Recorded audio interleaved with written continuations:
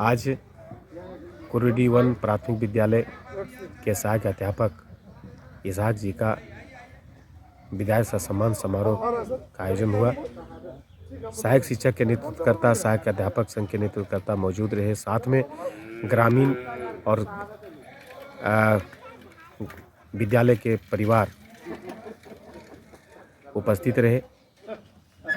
लेकिन जरूर कहूँगा कि इसहाक जी और आज़ाद जी जिस तरह से विद्यालय को संवारा और झुलसती हुई धूप में, कड़कड़ाती हुई ठंड में, गरजते हुए बारिश में भी पेड़ के नीचे बैठकर पढ़ाने का काम किया, शिक्षा का अलग जगाया, एक काबिल तारीफ है। आज इनकी विदाई हुई। बस हम लोग यही चाहते हैं कि सरकार इसको अनदेखी न करे। जिस तरह एक सहायक अध्यापक की विदाई होती है और खाली हाथ जाते हैं, इस पर सरकार को सोचना चाहिए कि उनका भविष्य कैसे बनेगा, वो चिंता मुक्त कैसे रहेंगे, शिक्षण कार्य को कैसे कर सकेंगे।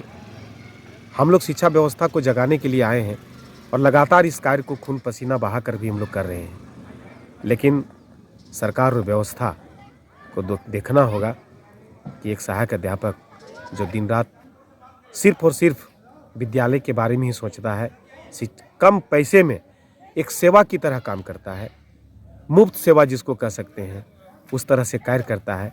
इनके भविष्य की चिंता, इनके स्वास्थ्य की चिंता सरकार को करनी चाहिए, सोचनी चाहिए कि जब कोई शिक्षक जब रिटायरमेंट होता है, सेवानिवृत्त होता है, तो कुछ भी लेकर के नहीं जाता है। अगर उनका अगर मृत्यु अचानक हुआ तो उनको कुछ भी लेकर के वो नहीं जाता है, कफन का पैसा तक उनको नहीं मिलता है। इस पर सरकार को सोचना चाहिए। यही सरकार से आग्रह है। आज की विदाई सम्मान समारोह में हम लोग उपस्थित हुए।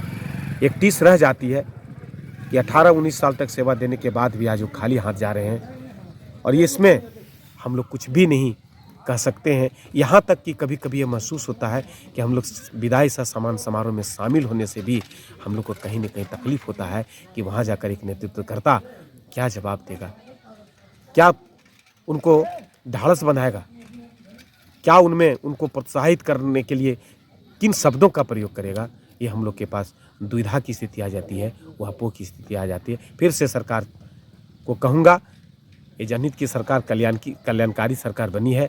जरूर कहेंगे कि सहायक अध्यापकों के बारे में, उनके भविष्य के बारे में, सामाजिक सुरक्षा के बारे में बिल्कुल ईमानदारी पूर्वक एक बार पुनः सोचना चाहिए ताकि वे अपने शिक्षण कार्य को आगे सुकसूल तरीके से कर सकें।